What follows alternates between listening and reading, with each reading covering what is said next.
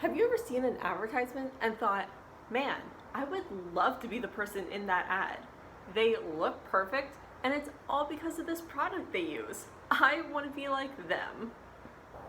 This is the basis of social psychology and marketing. You might think, ooh, people might like me more if I buy this. Or, ooh, people will think I'm cool if I wear this. Yep, that's social psychology.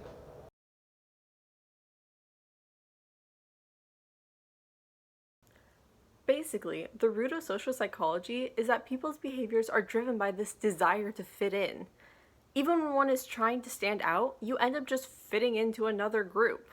Take punks, for example. Their whole ordeal is to be different, original, unique, yet we still categorize those people in their own category.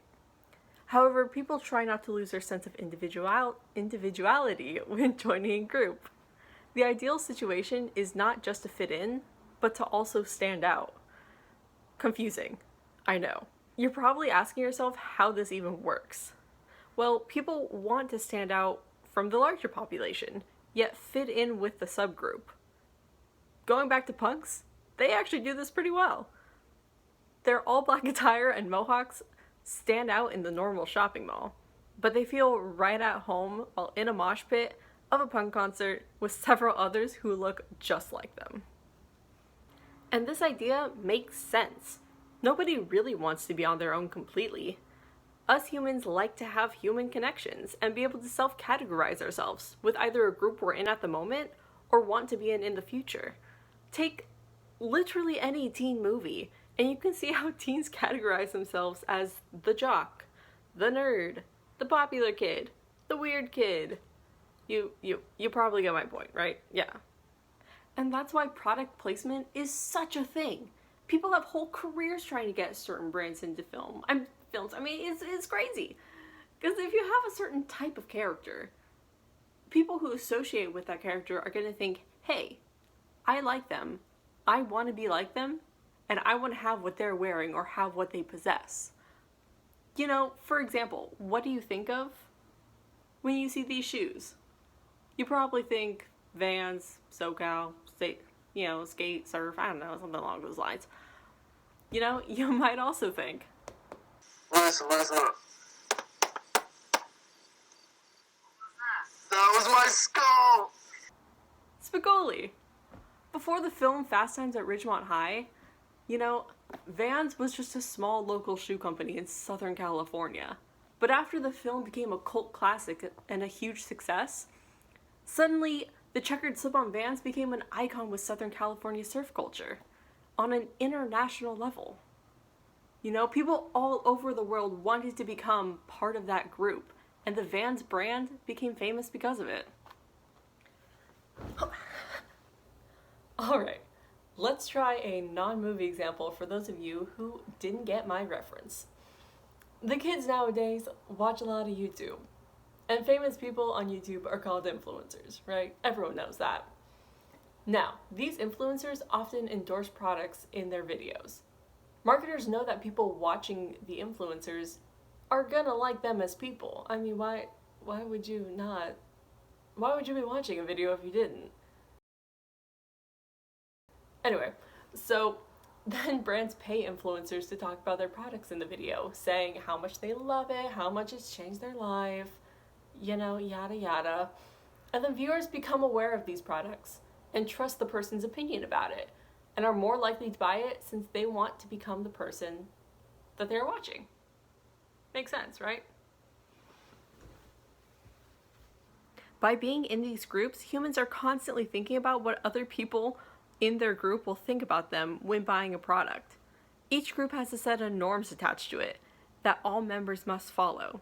Imagine, going back to the punks, what would happen if a punk bought something from Abercrombie & Fitch?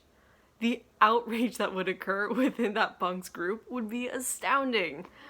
Therefore, a punk isn't gonna buy anything from that shop because of social reasons. They still want to be able to fit into their group, and they won't stray too far out of it unless they plan on changing groups drastically. Marketers take advantage of this and strive to fulfill one's desire by marketing a certain product to a group with the promise that this is the solution to all their answers. Marketers love to believe that everyone falls within a specific category, because then it just makes their job easy. Oh, you fit into this category? You must need this product. And here's the formula to sell it. This kind of marketing, though quite convenient and easy for people who don't want to do their job, has created a very distorted view of the media. As media outlets have been growing, expanding from TV to phones, internet, to literally everywhere, this kind of marketing has had a very negative side effect on people as they're being exposed to it more and more. People are constantly comparing themselves to others, and there's a lot more self-esteem issues because of it. Body image issues have arisen as Photoshop models become what's considered the ideal group. So while it's true that marketers like to use social psychology to market products, and it's an effective way to market products, it's definitely taken a toll on people's own mentality when thinking about what groups they strive to be in. I mean, it's a tough dilemma to be in, in all honesty, because while upward comparison is an effective way to get people to buy things, it also causes a severe amount of self-esteem issues in consumers.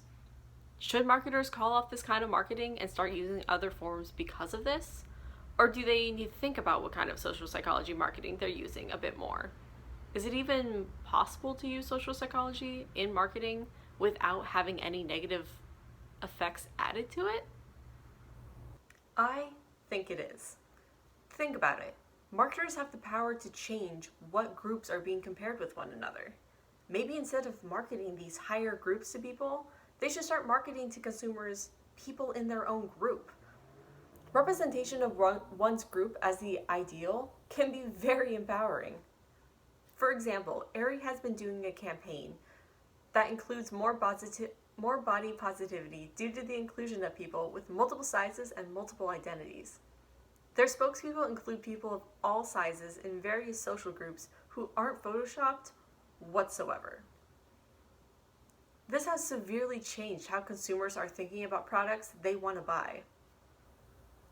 Instead of buying products because they want to be like the people in the ads, they're buying products because they are the people in the ads.